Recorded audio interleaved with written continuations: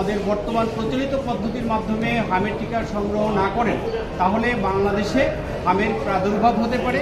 এই যে ওয়ার্নিং, সতর্কবার্তা, এটিকে কোনো ধরনের কর্ণপাত না করে তারা হামের টিকা ক্রয় থেকে বিরত থেকেছে। বাংলাদেশে শুধু হাম নয়, জলাতঙ্ক রোগের যে টিকা সেটিও এখন আমরা পাচ্ছি না। আইসিইউ এবং পিআইসিইউ এবং পরীক্ষা নিরীক্ষা করার অপ্রতুলতার কারণে আমাদের এই শিশুগুলো মৃত্যুর কোলে ঢলে পড়ছে এবং ইতিমধ্যে বিভিন্ন পত্রিকা এবং ওয়ার্ল্ড হেলথ অর্গানাইজেশন, ইউনিসেফ তারাও এই বিষয়টিতে নজর দিয়েছেন এবং তারা বলেছেন যে এখানে অতি জরুরি কিছু ব্যবস্থা নেওয়া দরকার যাতে এই শিশুদেরকে রক্ষা করা যায়।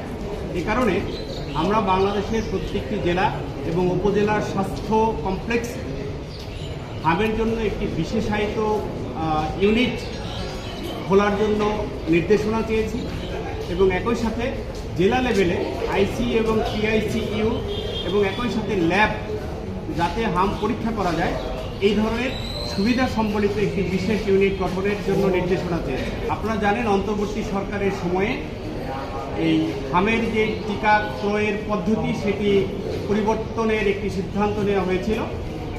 অর্থাৎ আগে ইউনিসেফ এবং WHO সহ অন্যান্য কোম্পানির মাধ্যমে সরাসরি ক্রয় পদ্ধতিতে এই হামের টিকা বাংলাদেশে ক্রয় করা হতো এবং এই পর্যন্ত যে রেকর্ড দেখা যায় সেখানে আমাদের হামের প্রাদুর্ভাবে এভাবে কোনো শিশু মারা যায়নি। অর্থাৎ আমরা একটি হাম রোগকে একটি নির্মূল পর্যায়ে নিয়ে এসেছিলাম। কিন্তু অন্তর্বর্তী সরকারের যেই স্বাস্থ্য উপদেষ্টা ছিলেন আমাদের নূরজাহান বেগম, তার সময়ে এই সিদ্ধান্তটি পরিবর্তন করা হয়। অর্থাৎ তারা বলছিলেন যে এই ক্রয় পদ্ধতি পরিবর্তন করে আমরা ওপেন টেন্ডার মেথডে এই হামের টিকা ক্রয় করা হবে।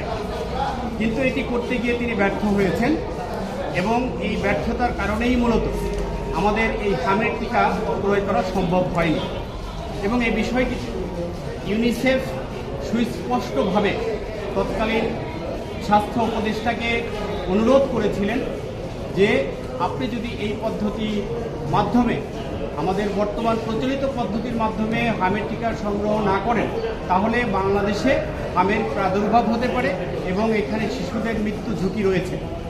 কিন্তু এই যে ওয়ার্নিং, সতর্কবার্তা, এটিকে কোনো ধরনের কর্ণপাত না করে তারা হামের টিকা ক্রয় থেকে বিরত থেকেছে, যার ফলশ্রুতিতে আমাদের এই ছোট্ট শিশুদেরকে হামের টিকা দেওয়া সম্ভব হয়নি এবং আজকে বাংলাদেশে হামের প্রাদুর্ভাবের কারণে প্রতিদিন আমরা প্রায় 8 থেকে 10টি শিশুকে হারাচ্ছি।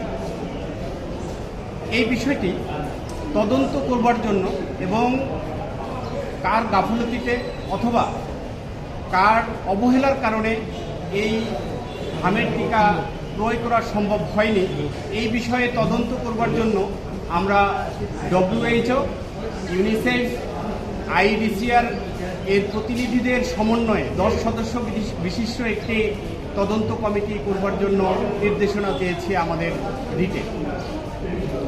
এবং একই সাথে আপনারা জানেন যে বাংলাদেশে শুধু হাম নয়, জলাতঙ্ক রোগের যে টিকা সেটিও এখন আমরা পাচ্ছি না।